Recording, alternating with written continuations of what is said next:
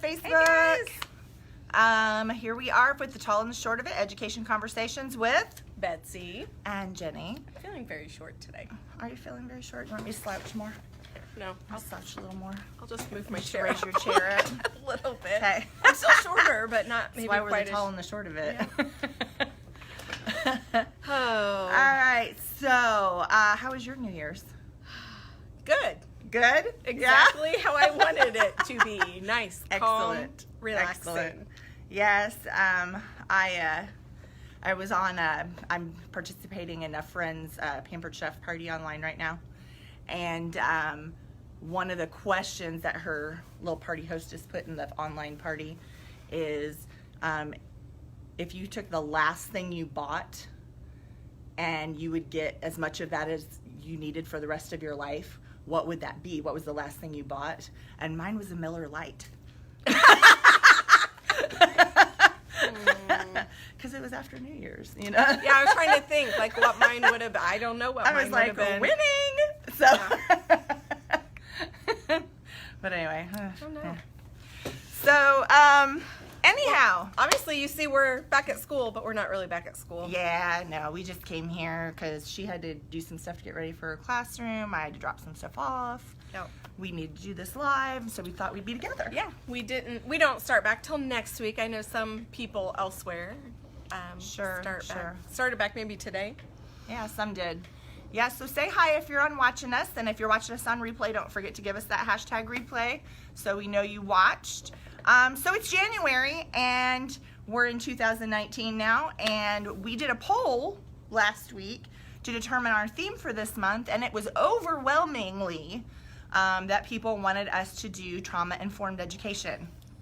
So we have your month all planned out, and I posted a graphic. You can look down in the feed to see the graphic for what we're going to be talking about this month. And today's topic is depressing. Slightly depressing, but we need to have this conversation for background info. We need our schema so that we can talk about all the ways to help with kids with trauma for the rest of the month. Because there's a lot we can do, and we're going to have to kind of challenge our paradigm a little bit as we go through the month talking about this, because some of the things that we have always done or think we should do for kids is very different for kids who've experienced trauma. So we're going to talk today about adverse childhood experiences, or ACEs. So if we say the word ACEs a lot during this, that's what adverse childhood experiences are, ACEs. Well, okay? And I want to point out that this is a topic that's it's fairly new to me, and I shouldn't say it's new, but the whole, I know we talked last night about kids that we had when we taught middle school that were like, oh, and we didn't realize that their behaviors were related to that trauma. However, now we, can do that. And I didn't start really picking up on this as something to learn about, read about until last year, because I was really struggling with a student trying to pinpoint. A lot of times we talk about, I'll be honest, like labels aren't necessarily important. I just do what I need to help the child. But at the same time, sometimes I need that label to know what to research and to learn more about. And I couldn't find what umbrella to put this child under. And She wasn't formally identified no. yet. So and so this is, it was, I read a book on, this and a lot of different things. And so this is when I started to learn about it, because we didn't talking about all of this, but when the it's book, just become a big buzzword, probably since I think the CDC started studying it after Columbine, maybe. So school shootings this comes up a lot after a shooting happens, talking about usually the shooter and what their life was like and their background was like. However, what would cause this going to through this, right. if you weren't, could also be an ace.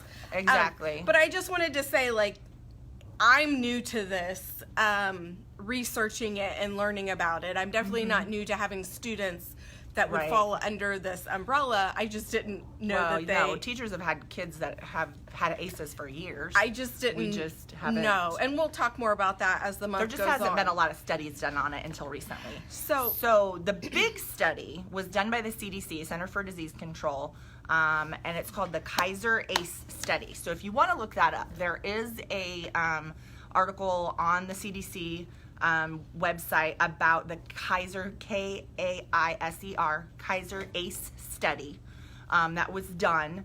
And it was pretty much this huge study of all the information about adverse childhood experiences and what that can cause all through someone's life.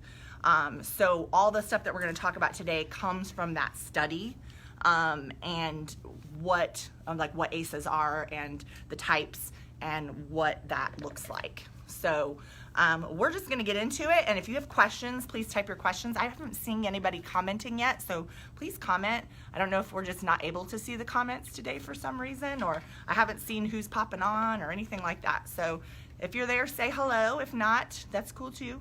But definitely post questions as we go through, if you have any, because sometimes we talk about things and we say a big word, and then, if you weren't sure what that meant, let us know.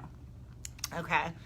So, sorry, I'm listening. it's okay. I'm You're being- checking us online yes. to see who's actually watching. Yeah. No, that's fine. I'm being nosy. We're okay with that. So I'll start with what are ACEs in general. So first and foremost, an adverse childhood experience has to take place before the age of 18 for it to be a childhood. Oh, look, I can hear myself on your phone. I fixed it. Sorry. Look, it says Betsy Duckworth is watching. Oh, yes. Say hey, So it Betsy. does work. Oh. Hey, look, there's Here, 3 look. people watching. Well, I 'cause don't I'm know one who of else. them. Okay. Hey, guys. Yes. Sorry, this is a very depressing topic. I know. So we're going to try to keep it light as we see, go. Yeah. Oh, okay. So we can see comments. So we are being All right. a little. I'm being a little. Those other silly. 3 of you on there, give us a comment so we know who you are, because I can't see who's watching. All right. Okay, so back to adverse childhood experiences. It has to take place between the ages of obviously 0 and 18 for it to be a childhood experience. And then there are 3 categories of adverse childhood experiences. And what this study did basically was they surveyed thousands of people between 1995 and 1997, but they age ranged all the way. They were all adults that were surveyed about their adverse childhood experiences. But the age ranges of the adults ranged from 18 all the way up into their 80s. Okay, so people over 60 participated in this as well, so that they could see what happened with these people. So the 3 categories of ACEs are, number 1, abuse. Number 2, household challenges. And we don't often think about that as trauma, but it is. Okay? Yeah. So household challenges. And number 3 would be neglect. So that the 3rd one is neglect. So abuse, household challenges, and neglect were the 3 categories that they surveyed everyone about in this study. Okay? So we're going to break those 3 categories down and talk about what's entailed in each of those. So Betsy, I'll let you start with the first category. Abuse. And this is probably one we're all pretty familiar with, not in the sense, hopefully, that you've experienced it, but in the sense of you've heard of it. And there's 3 types of abuse: emotional, physical, and sexual. Emotional abuse can come in many different forms. And so just to note that it can be, being yelled at, being spoken to, and insulted and horrible, put down, but also, which we'll talk about, I guess, a little farther down, but I kind of want to say that it's also not being,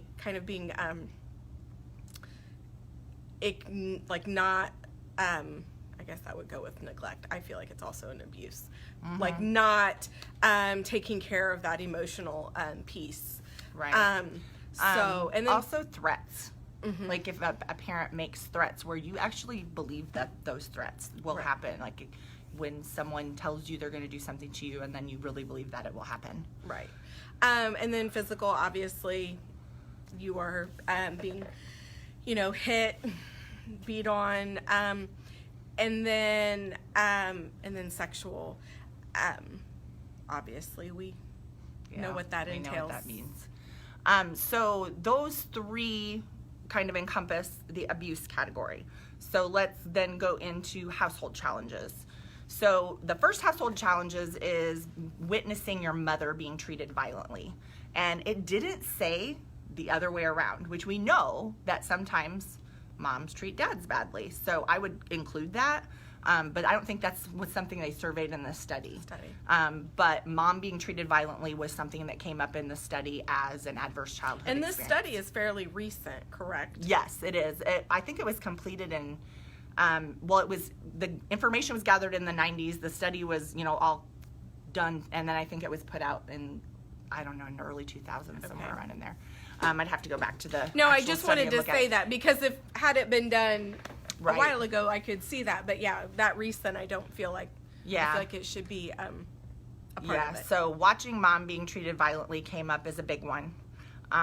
Household substance abuse, which we all know is on the rise out there. There's so many kids out there that are experiencing parents abusing drugs and alcohol. Well, and I would say that, a lot of these, like in the household challenges category, then also add to the abuse category. Right. So because they compound each other. Right, the substance abuse is going to affect. And mom having a glass of wine on a Friday night is not what we're talking about here. No. We're talking about, excessive use. So, hey Jen, hey Jessica.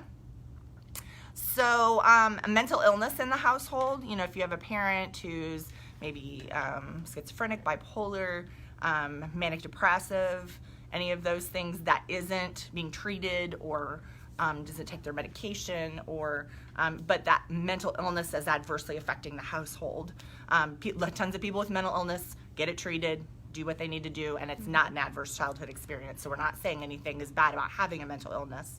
We're saying untreated mental illness a lot of times can cause these. And then parent separation or divorce. Depending on how that is handled. Right. Like I said, lots of people get divorced and the parents work together just fine and they do great things for the kids, but that can be considered an adverse childhood experience. And then last but not least, another big one that came up was a parent being incarcerated. So if you have a parent that went to prison, that goes to jail repeatedly. Or any of those, they're constantly in trouble with the law. That's going to be, they're a criminal. Right. So all of that falls under household challenges. And I kept thinking they were going to say things like getting the water shut off or, but that's not under this. That's actually under our next category. So neglect, which I kind of touched on because I feel like sometimes they kind of go hand in hand. All of these go hand in hand. But under neglect, you can have two different kinds, emotional and physical. And that's where I was touching on with the emotional, not giving that emotional support that is needed. just not feeling like they love you or that they care about you. Or... Well, and especially because we know a parent's love should be unconditional. Lots of that. But if it's a lot of times, in this situation, it's not. Right. You're constantly trying to earn it and not getting it, that kind of thing. And then physical neglect. And this can entail, like, you're sick, not being taken to the doctor when you need to, being left alone. And as kids get older, they can be left alone, but maybe we're looking at being left alone for an extreme period of time. I was... Mom's not really paying attention to what I'm doing, so I'm running the streets for 3 days. And... So, as kids get older, they can start, they can be left alone, but we're not talking about for a couple hours. We're talking about them being left home alone for days. And no one's there to protect you because obviously if they're being left alone, they're opening them up to some of these other adverse childhood experiences. And they're making decisions that kids their age should not be making. They should not be making, oh my gosh, someone's, this is what's happening. Sorry, our thing went off. So anyway, just no one's protecting them. They're having to wear dirty clothes because no one is washing their clothes for them and haven't showed them how. Parents are too drunk or too high. Maybe parents are at home, but they're passed out. They don't know. That's not what's important right now. And like you said, like no rules. Like the kids, out of sight, out of mind. Go do your thing. Go do whatever you need to leave me alone, kind of a thing. And that too drunk or too high thing can be because they're too drunk or too high. Bills don't get paid. Water gets shut off. They can't shower. Now that all of those things can play a part in that. Right. So super depressing. But those are the categories of ACEs that we want to talk about. So now let's talk about what happens to kids because of ACEs. And there's this infographic online at the CDC website too. I really highly encourage you. I'm going to post the link to that tomorrow as our post of the day. I encourage you to look at it and it'll really like blow your mind, some of the things that are on there. But one of the things on that website is called the ACEs Pyramid. And what it does is it talks about how the more stressors that you have, as far as these ACEs, the more ACEs, it exponentially affects all the well-being and health and aspects of your life, including life expectancy. And that one kind of like shook me up a little bit. Yeah. As far as like the number of ACEs can actually impact your life expectancy up to 20 years or more, because the more ACEs that you have, the more trouble you might get into, which means you could die early. So but it even is things like that we don't even think about as being the cause are coming from that, like people with more ACEs have more incidence of chronic diseases, cancer. Yes, when she was sharing that with me, I thought that's that crazy. One made me go wow. So and here's why that happens. So what they found was the more ACEs a person had, then they actually asked about their development next. And what they found was people with ACEs had disrupted neurodevelopment at a younger age. So because of all these things happening, it affected their brain. It actually affected their brain, and their brains started working differently. And it caused, like I said, disruptions in them being able to socially and emotionally regulate. So they're not, they may be more aggressive. They may be more, have meltdowns and cry more and be more hyperactive and fidgety and just not being able to pay attention and focus. All of these things were happening because of the childhood experiences in their lives. And then also, not only were they experiencing social and emotional impacts, but cognitively, they were being impacted as well. So if a student has multiple ACEs, they could actually become cognitively impaired. Isn't that crazy? I'm just, when you said that though, think about the, now this is an extreme example, but the family with lots of kids that were, the mom and dad were abusing them, they were chained up just not very long ago, and like the older ones, were cognitively impaired, and well, if you think about your brain, that amygdala part of your brain back here, that brainstem piece, that's that fight or flight. So anytime that you are given these adverse childhood experiences, you're thrown into these fight or flight, animalistic, very basic, and if you're constantly there, that's gonna affect you cognitively, because it doesn't allow the neurons and everything in the frontal cortex to develop appropriately. Well, like I said, the family that I just brought up, the one, it was just like last year that they found. That's an extreme circumstance, but it also shows you the effects that can happen from these things. So there's a lot of school-related outcomes that come with that. So if you want to talk about that. And talking about how it affects your neurological development stuff, obviously we're going to have poor academic achievement. And when we say academic achievement, that doesn't necessarily mean they're losing that cognitive. They're just not working up to their potential. This is what they're capable of doing. They're not meeting that. They're, poor work performance, which kind of goes along with the poor academic achievement. You're going to have more discipline issues. And that's something to think about, is these kids that you are seeing or that you are having to deal with multiple times a day, multiple times a week, maybe stop and think about what's going on outside of the school, to think about what could be impacting those discipline type issues, because, you know, chances are they're not trying to come and just be a brat, you know, and just be disruptive. There's probably more to that story. Well, and another reason that discipline issues arise too is because they have such poor social skills.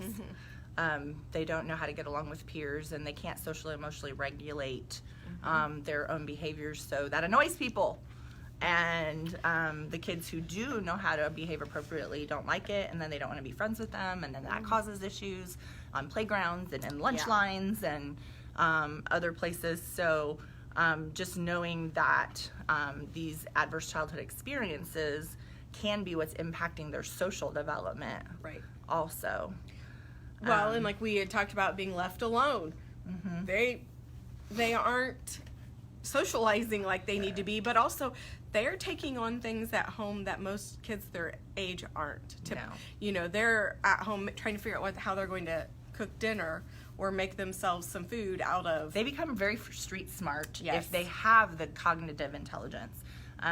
There are kids that I have known throughout my education career that if the zombie apocalypse ever happens, I want them on my team because they will live. They know how to survive when there is not basic needs around. And they're going to be the one who makes it. So, like I said, especially when their intelligence is high to begin with, and then they have these adverse childhood experiences, so they have to figure things out and grow up a lot earlier than they should have, which leads to the next thing on our list. These are the kids that also are going to be smoking, especially way earlier than you would expect them to, but just smoking in general, doing drugs, getting pregnant, drinking. They're just going to be doing high-risk behaviors in general.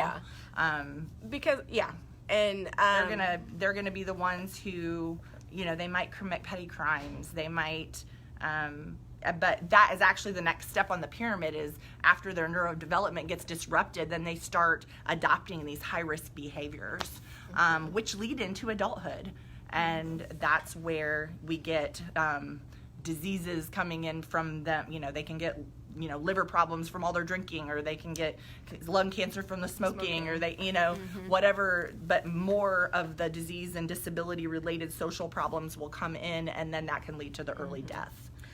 So, well, and then all of this happening as a middle school, high school student leads to dropout from school. They're a much higher risk for dropout and suicide. So, in fact, I think it was when you get to 5 adverse childhood experiences, your risk of suicide is like exponential. So, I mean, like, that's crazy. So we have to watch for those kids, and we have to know who those kids are, and we have to love on them, and we have to see them every day and talk to them and build relationships with them. And we will talk about the rest of the month. We are going to talk about what you as a teacher can do, what you as, I guess, working in a school system period, what you can do, give you some resources to read and check out. Yes, lots of helpful posts throughout the month. And like I said, there's going to be a week that we're going to talk about classroom supports. There's going to be a week we talk about the disabilities that can come from ACEs. There's going to be a week that we talk about that really challenging kid and what you can do for those kids and outside of the box stuff. And then we're going to talk about self-care, because teachers, we need self-care when we're dealing with kids with trauma, or else you're going to have mental issues because you're going to take on all their problems and not be able to stop thinking about it. So, well, this has been probably our most depressing live ever. Absolutely. So, but necessary. Yes, very, very true. But so you talked about self-care. Well, we were talking earlier about New Year's resolutions. Oh, yeah. So we want to know, I put a poll on my own personal page. Which do you do? Do you do a resolution, or do you do a word? Now, like the word of the year. I think the word of the year is kind of a big thing this year, because this is the first year I've seen it like everywhere, I've all over seen it people's for news a feeds. couple years, but yeah. And we both chose words. Oh yeah, we like the word. My thing with that was, if I chose the word that went with all the resolutions I wanted to make. So instead of making like 10 resolutions, I was able just to do one word and apply it to all my resolutions in a sense. Are we gonna? Yeah, share? go ahead and Okay. share. My word is overcome. There's just I get in my own way all the time. Are you kidding? Not you. All the time. So there's a lot of things that I want to overcome, and so that applied to my my health, and applies to me at work, and I struggle with focusing and some inattention. And so I'm working on overcoming some of that with different strategies, and so that, Do you have your plan yet? Like how you're gonna do all that? I'm working on it. You're working on that piece? Yeah, I'm trying to decide, because I'm one of those people, I want to jump in and do all of them at once, and that's not going to work because I'll lose interest in like 2 seconds. Yeah. So, but the fact that we're in my classroom Yes. and we're not back to school shows that I'm getting organized. This is the one I'll probably focus on first, because I lost one of my paras. Oh. She's having a baby, and she kept me focused. So Sure, you're getting a good one to I replace am. her. Miss Kathy's gonna have to keep me focused. So anyways, what about you? So I overthink everything, and I take on a lot every day. If you like busy person, you look up busy person in the dictionary, my name and picture is next to it. So my word for this year is simplify. I am wanting to simplify me, my life, everything around me. Streamline, I guess, is another good word I could use, but simplify is going to be my word for this year. I got to find a strategy for it. I haven't quite figured that piece out yet, but I'm simplifying everywhere, not just at work, but I'm going to be simplifying at home. You've been doing that for a while. I've been purging more than simplifying at home. I've been purging a lot of my stuff, but I need to figure out like a way to simplify my home life and my work life. I guess to find a little more work-life balance, which I know a lot of people struggle with. Anybody can relate to that? Because my career has always been my top thing. It's always been more important to me.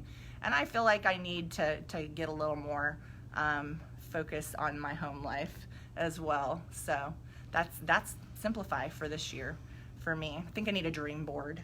Oh, there we go. We should do a dream board. Dream board, vision board. Yeah. So I want to know, like I said, I put a poll, I think I said this at the beginning, but I put a poll on my personal page about word versus resolution, and it was, as of this morning, it was 50-50, which was so interesting to me. But I want to know what you guys did. Did you do, and share Since it. you stuck around all the way to the end because you're our good followers. Share what your word is, share what your resolution is. I had someone on my personal page do both. Oh yeah? She picked a word, and then she picked a resolution. So Should she do goals and objectives? she's not a special ed Oh my teacher, gosh. So Yes, I'm not doing that. are you going to progress monitor? I need to progress monitor my simplifying. Yeah. For sure. So, all right, everybody, you have a wonderful either last weekend of vacation, if that's you, or wonderful first days back to work. And we will see you next week for actual strategies for your classroom and how to put supports in place for your classroom environment for your kids who have adverse childhood experiences. All right, that's it for the tall and the short of it. We'll see you next time. Bye guys.